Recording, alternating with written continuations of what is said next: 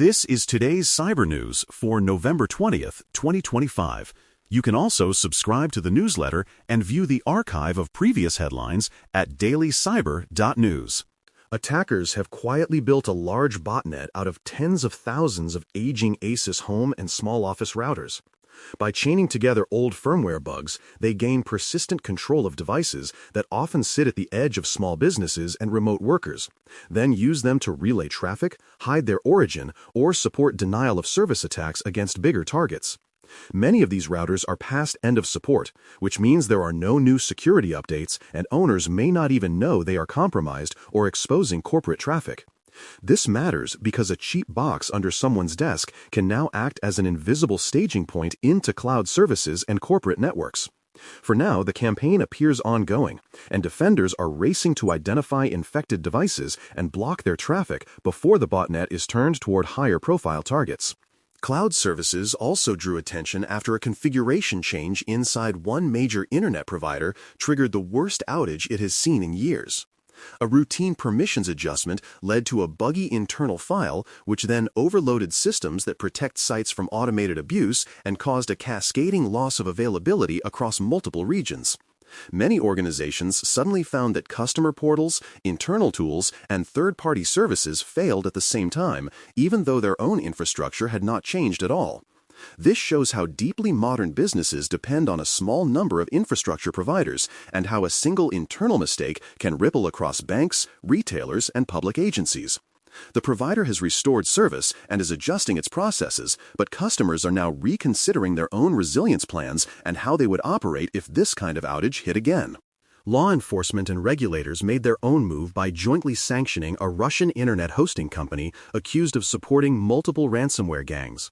Officials say the firm provided so-called bulletproof hosting, meaning it turned a blind eye to abuse reports and helped criminal groups keep command servers and leak sites online even during active investigations. The sanctions freeze assets under allied jurisdiction and warn banks, payment processors, and technology firms that doing business with the company now carries serious legal and financial risk. This matters because it targets the technical and financial infrastructure that lets ransomware groups persist even after takedowns and arrests.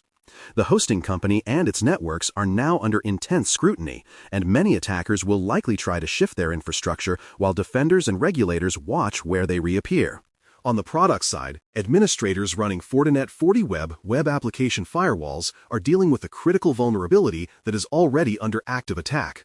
The flaw allows unauthenticated attackers to abuse path traversal tricks and gain high-level control over internet-facing devices that sit directly in front of sensitive web applications and programming interfaces.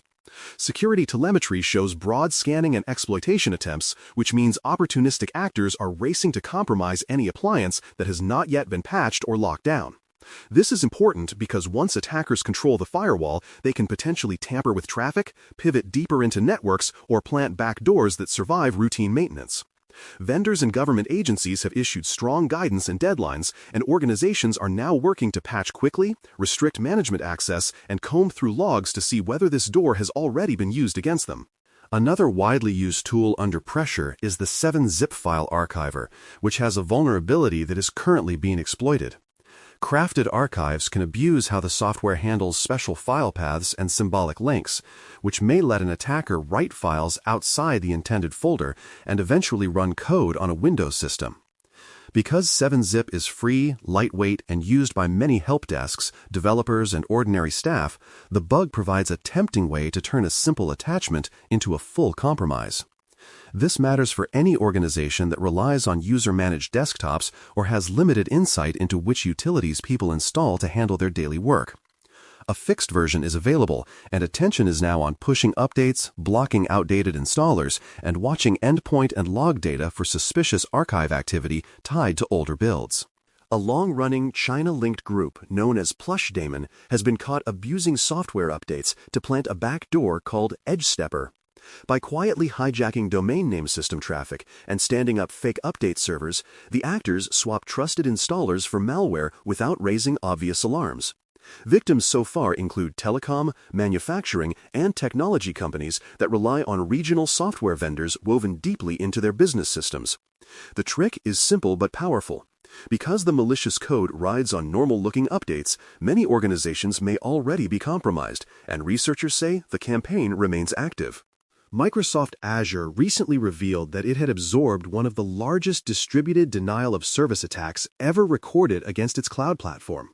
Traffic from a botnet built out of compromised home routers and cameras slammed public-facing services in several regions, forcing automated defenses to throttle requests and reroute flows to stay online. Some customers saw slow responses and intermittent errors, even though the services never fully went dark, which illustrates how attack traffic can quietly jam customer experience without a clear outage banner. For many teams, it became an invisible fire drill.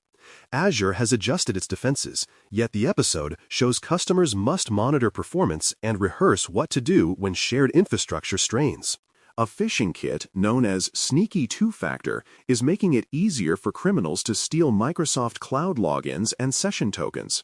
The service uses a browser-in-the-browser trick, drawing fake sign-in windows that perfectly mimic the look of genuine Microsoft prompts, while quietly relaying everything the victim types to a control server.